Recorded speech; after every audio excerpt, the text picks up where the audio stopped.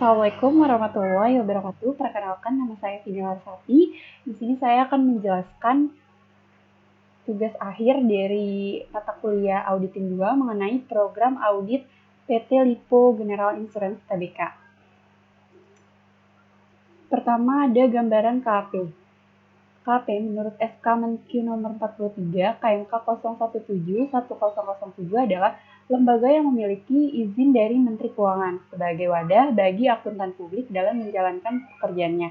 Di Indonesia, praktek akuntan dimulai sejak zaman FOC tahun 1642. Akuntan-akuntan Belanda itu kemudian mendominasi akuntan di perusahaan-perusahaan yang dimonopoli penjajah hingga abad 19. Pada masa kependudukan Jepang, pendidikan akuntansi hanya diselenggarakan oleh Departemen Keuangan berupa kursus akuntansi di Jakarta. Peserta pada saat itu 30 orang, termasuk Prof. Sumarjo dan Prof. Hadi Broto. Bersama 4 akuntan lulusan pertama Fakultas Ekonomi Universitas Indonesia dan 6 lulusan Belanda, Prof. Sumarjo merintis Ikatan Akuntansi Akuntan Indonesia atau YAI tanggal 23 Desember 1957. Nah, pada tahun yang sama, pemerintah melakukan nasionalisasi perusahaan milik Belanda. Hal ini menyebabkan akuntan-akuntan dari Belanda kembali ke negerinya dan sejak itu, para akuntan Indonesia semakin berkembang. Selanjutnya ada profil KAP. PKF Hadiwinata adalah perusahaan akuntansi dan jasa profesional top 10 di Indonesia yang merupakan anggota keluarga global PKF internasional dari perusahaan yang independen secara hukum. Kantor akuntan publik Paul Hadiwinata, Hidayat Arsono, Retno Palilingan, dan rekan didirikan pada tahun 1987 oleh Pak DRS Paul Hadiwinata CA CPA dan telah menjadi anggota PKF Internasional sejak tahun 1989.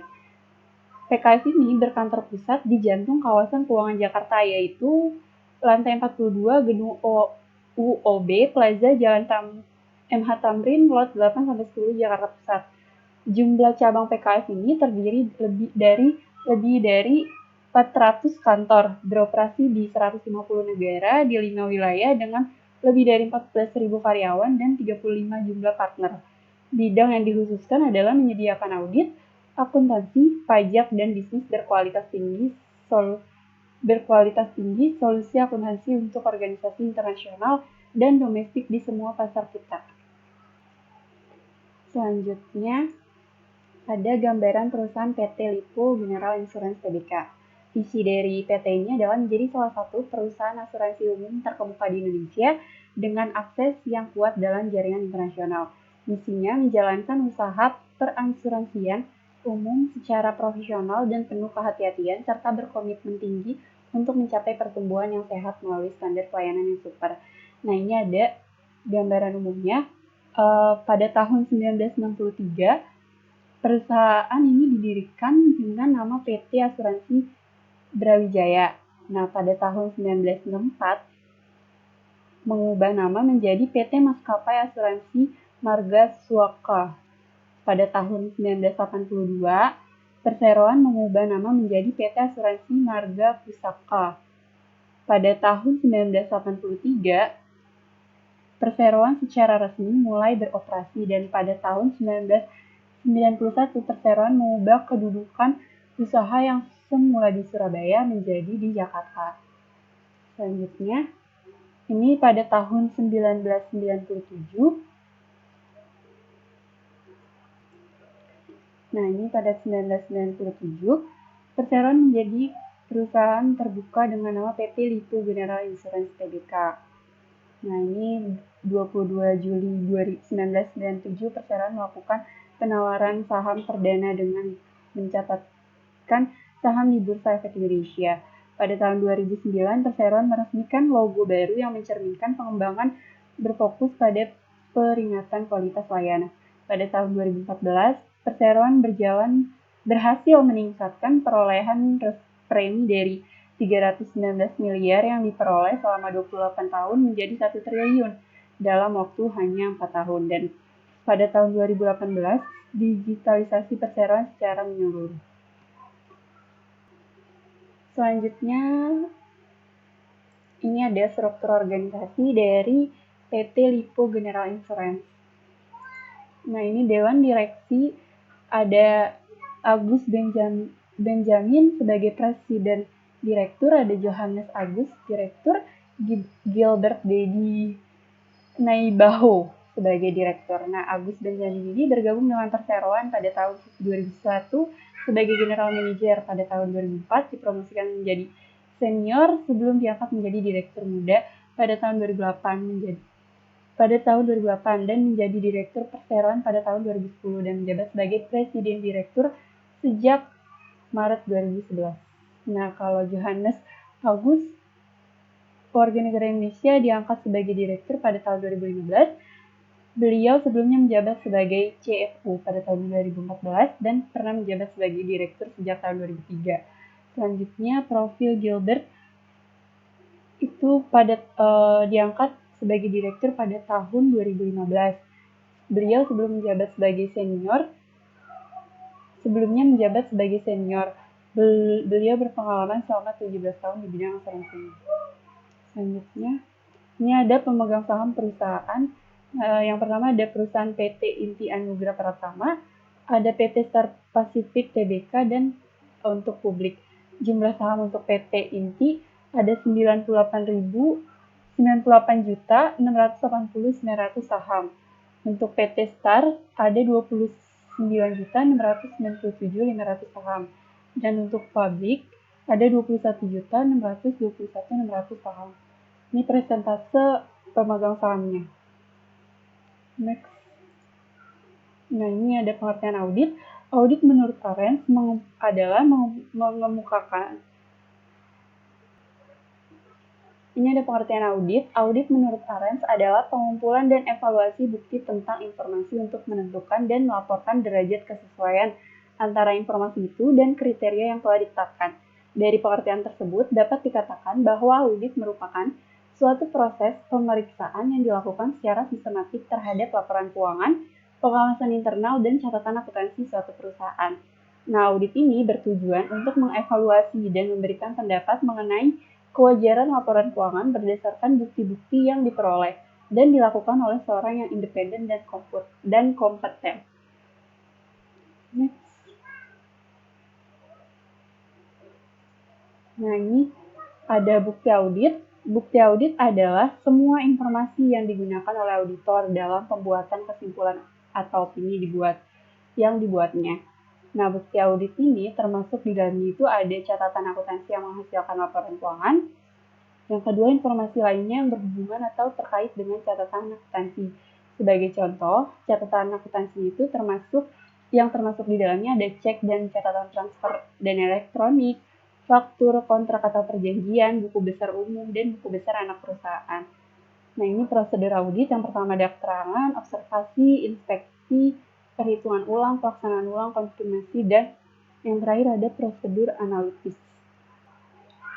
Nah, selanjutnya ada prosedur audit perusahaan.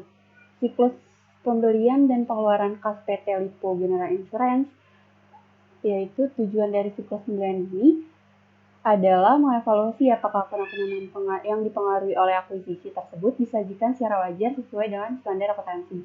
Nah, ini ada kelas transaksi. Yang pertama ada akuisisi. Nah, akun akuisisi ada persediaan, properti, pabrik dan peralatan, beban dibayar di muka, perbaikan, leasehold, hutang usaha, beban manufaktur, beban penjualan, dan beban administratif. Nah, fungsinya ini untuk persediaan dan properti, memproses pesanan pembelian, perbaikan ini menerima barang dan jasa, utang mengakui kewajiban dan beban ini. Untuk dokumen dan catatannya itu ada permintaan pembelian, untuk persediaan pesanan pembelian pabrik, properti pabrik dan peralatan, laporan penerimaan, dan untuk utang usaha, beban manufaktur, beban penjualan ada faktur vendor, memo debit, voucher, file transaksi akuisisi, jurnal akuisisi atau listing, file induk utang usaha, neraca saldo, utang usaha, laporan vendor. Selanjutnya untuk pengeluaran kas, akun yang terkait ada kas di bank, utang usaha, dan diskon pembelian. Fungsi bisnis ini memproses dan mencatat pengeluaran kas. Dokumen dan catatan yang terkait dengan akun tersebut ada cek atau pembayaran elektronik, file transaksi pengeluaran kas, dan jurnal pengeluaran kas atau listing. Selanjutnya ada prosedur audit perusahaan siklus kas dan instrumen keuangan PT Lippo General Insurance Tbk ini. Yang pertama, akun kas umum. Penjelasannya yaitu merupakan kas yang penting bagi sebagian besar organisasi karena hampir semua penerimaan dan pengeluaran kas mengalir melalui akun ini. Audit yang berkaitan dengan saldo dan pengujian atas rincian saldo untuk kas umum di bank itu, yang pertama ada kas di bank yang dinyatakan pada rekonsiliasi di food dengan benar dan sama dengan buku besar umum. Yang kedua, kas di bank seperti yang dinyatakan pada rekonsiliasi memang ada atau ekstensi. Yang ketiga, kas di bank yang ada dicatat, yaitu ini fungsi dari kelengkapan. Yang keempat, kas di bank yang dinyatakan dalam rekonsiliasi sudah akurat. Ini adalah keakuratan. Yang kelima, transaksi penerimaan kas dan pengeluaran kas dicatat di periode yang benar, yaitu ini pisah batas. Selanjutnya, ini masih prosedur audit perusahaan, audit yang berkaitan dengan saldo dan pengujian atas rincian saldo bagi akun instrumen keuangan. Yang pertama ini ada instrumen keuangan seperti terdaftar pada schedule aktivitas investasi telah di-vote dengan benar dan sesuai dengan buku besar umum. Ini adalah detail tied in. Yang kedua, instrumen keuangan seperti terdaftar pada schedule aktivitas investasi memang ada. Ini adalah eksistensi. Yang ketiga, instrumen keuangan yang ada sudah dicatat. Ini adalah kelengkapan. Yang keempat, instrumen keuangan seperti terdaftar pada schedule aktivitas investasi sudah akurat. Ini adalah keakuratan. Yang kelima, instrumen keuangan telah diklasifikasikan secara tepat dalam laporan keuangan. Ini adalah klasifikasi. Yang keenam, transaksi instrumen keuangan dicatat dalam periode yang tepat. Ini adalah pisah batas. Yang ketujuh, instrumen keuangan yang tercantum dalam schedule aktivitas investasi pada akhir tahun telah dinyatakan pada jumlah yang tepat sesuai dengan standar akuntansi. Ini adalah nilai realisasi. Dan yang terakhir, entitas memiliki hak atas instrumen keuangan yang tercantum dalam schedule aktivitas investasi. Ini adalah hak. Yang terakhir, kesimpulan.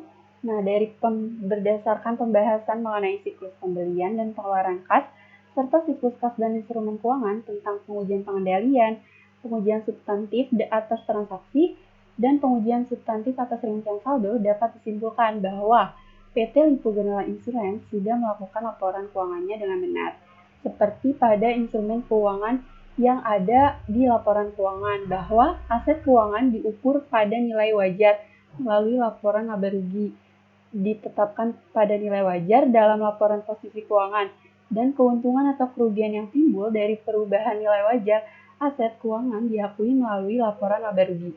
Dan semua transaksi yang terjadi sudah tercatat di dalam laporan keuangan perusahaan dan laporan konsolidasi secara wajar, dan tidak adanya rekayasa dalam laporan tersebut.